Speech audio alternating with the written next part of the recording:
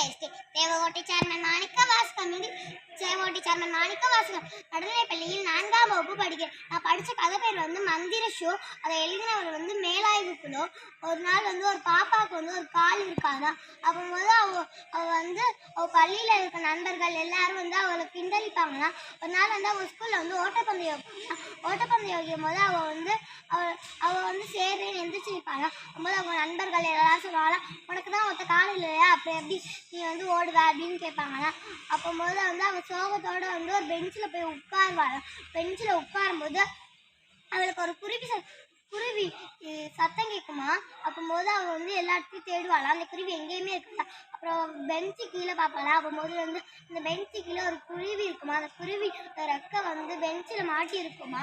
அதை அவள் எடுத்து விடுவாளா. எடுத்து விட்டுட்டு அவள் மஞ்சள் துணி கட்டி விடுவாள். மஞ்சள் துணி கட்டும்போது அவள் அம்மா வந்து நன்றி அப்படின்னு சொல்லிட்டு உனக்கு ஏதாவது கொடுக்கணுமே அப்படின்னு சொல்லிட்டு அது கூட்டிலேருந்து ஒரு ஷூவை எடுத்து போடுமா.